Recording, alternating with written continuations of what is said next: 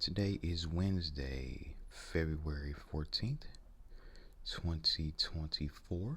Today is Valentine's Day. Today's Valentine's Day. Um, will I be doing anything for Valentine's Day? No. Outside of going to work like any other day.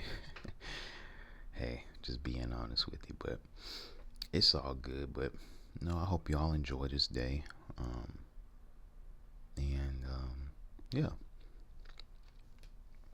I have to go to work here in a little bit, but I wanted to talk about this Uber and Lyft strike that's going to be happening today.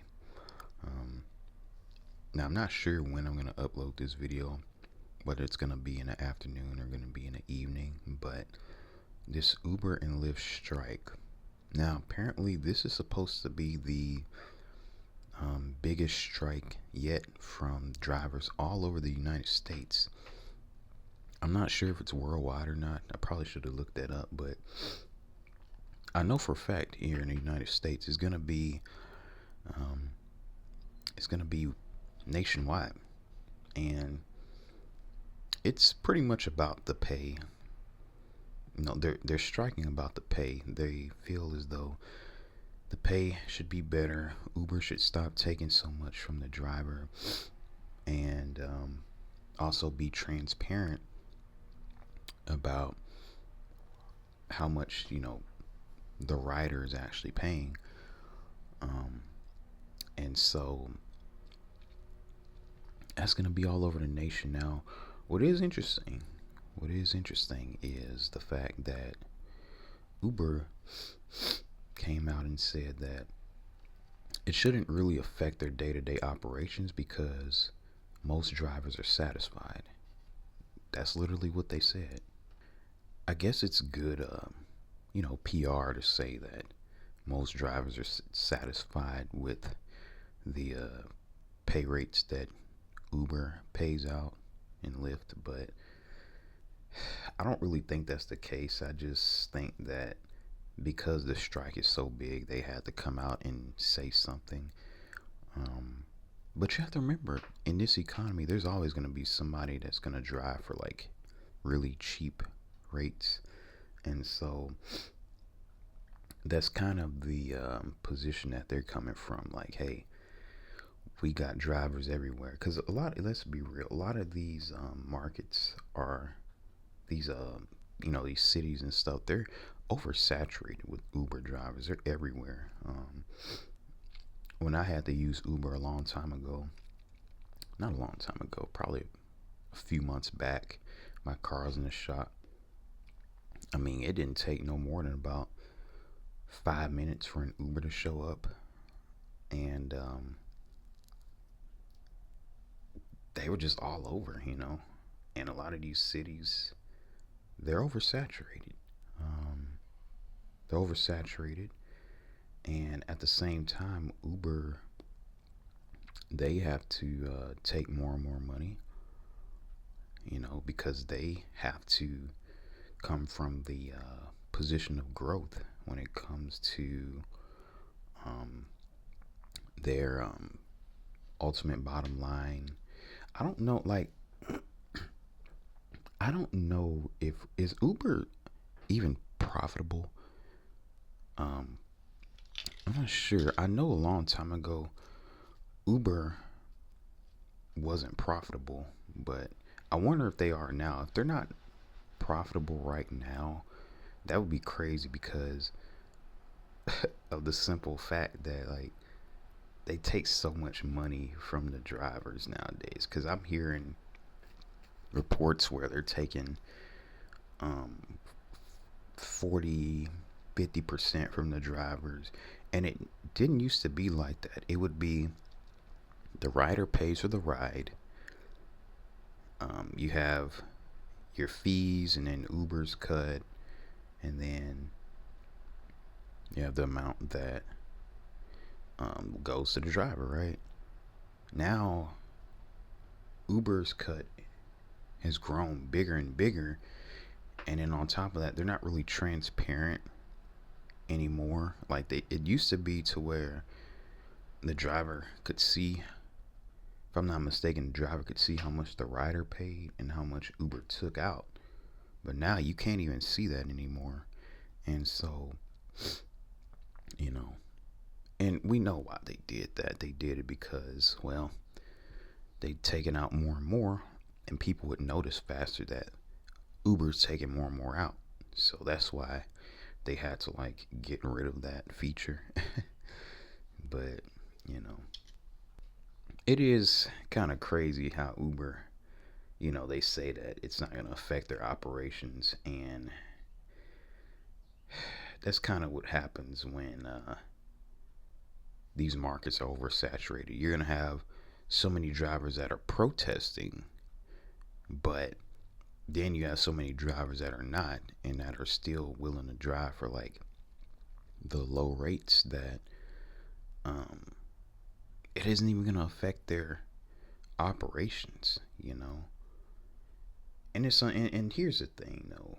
Uber, with them making that statement, that's just going to show that they're not willing to change. They're gonna keep taking more and more from the driver. You know, these offers, $2, $3, $4 are gonna still be out there.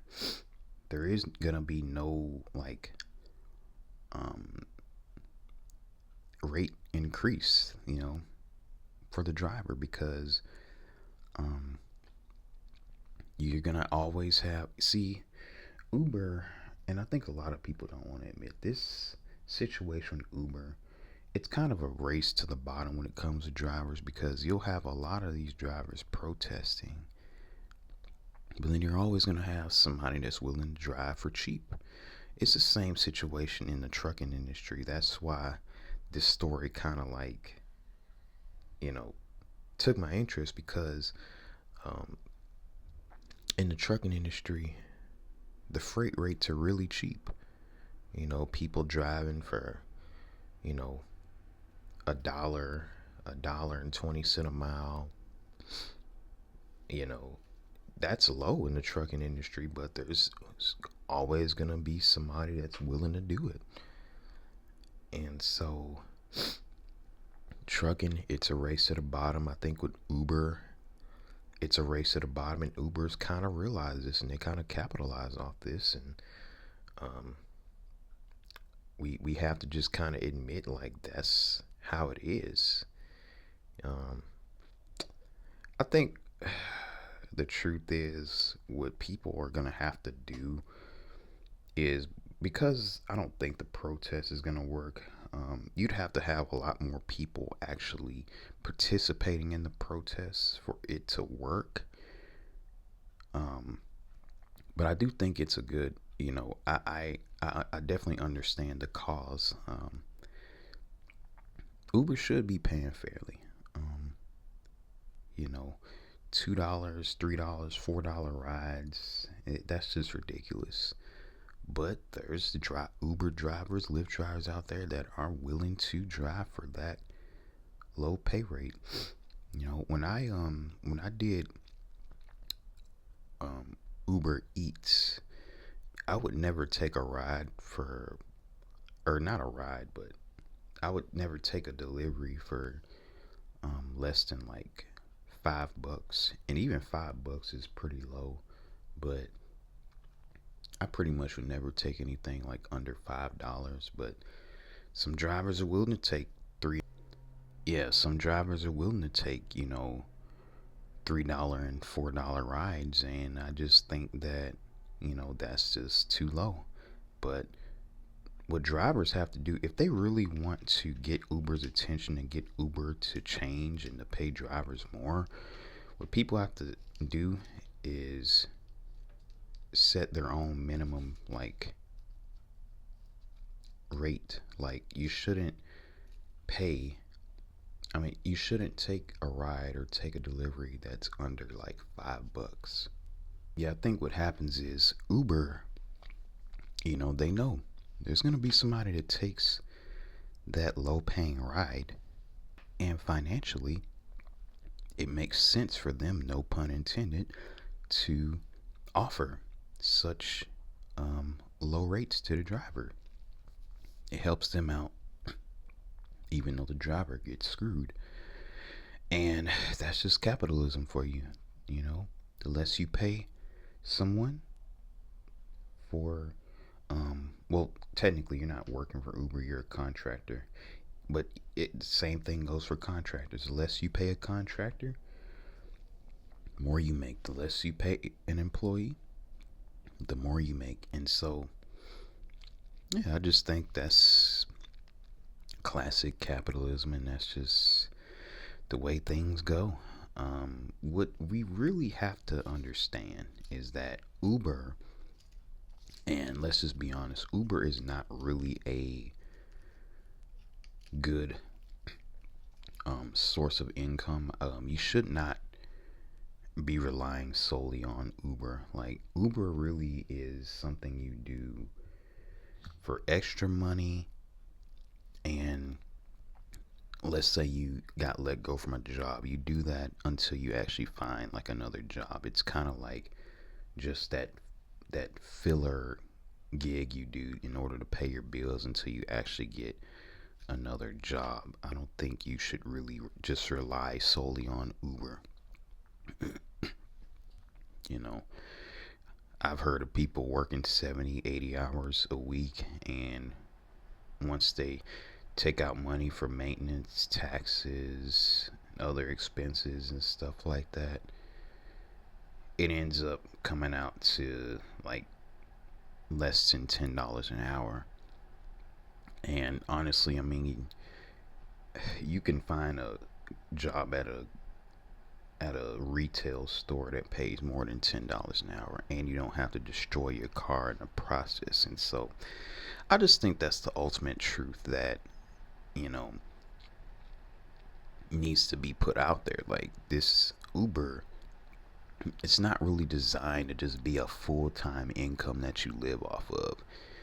And if you're doing that, you might want to find like another option. Like me, if I was somebody that was a full-time Uber driver, um, I'd find like an actual job. Like, I wouldn't really want to rely on Uber, even though I know it's kind of hard to find a job out here.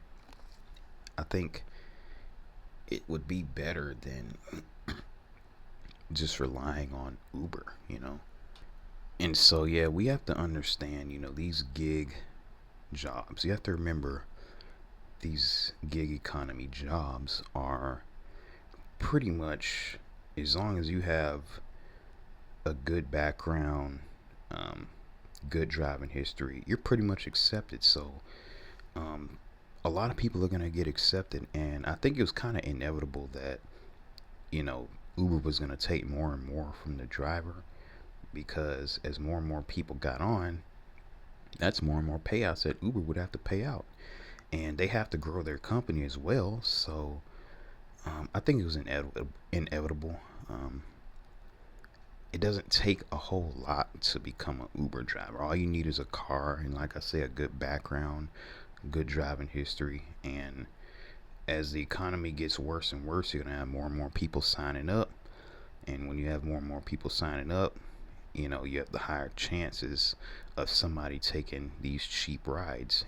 And they can offer cheaper rides and cheaper rates for the driver. Well, not cheaper rides. I'm hearing the actual prices for the rides are staying the same, but the rates that the Uber drivers, Lyft drivers are getting are going down. And I just think that's the case because, there's just more people on there. The oversaturation that I was talking about earlier. And so, yeah,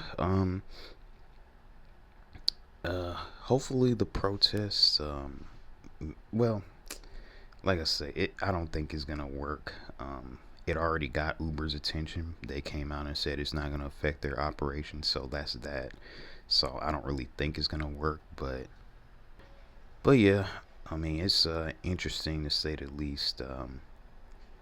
There's been other protests before, but apparently this is supposed to be like the largest one yet on Valentine's Day. And so I'm pretty sure if I requested a ride, I'd probably get one, and that's just the unfortunate fact of the situation. There's always going to be somebody that's willing to take the ride, even if it hardly pays anything. So, like I say, Uber is not a reliable source of income, not anymore. Not like it used to be. When it first started, it was good, but as far as side hustles go, gig work goes, Uber, Lyft, you're not gonna make anything. And so that's that. I think, outside it being extra money outside of your job or something you do until you find a real job, I don't think you should be just solely relying on Uber, you know. So I have to kind of give both perspectives there, the perspective of the driver, perspective of Uber. you know as a driver, you have to look for something else, unfortunately. But that's it for this video. I have to go on to work here. Hope you all enjoyed this video. Hope you all have a great Wednesday, a great Valentine's Day. And yeah, thanks for watching.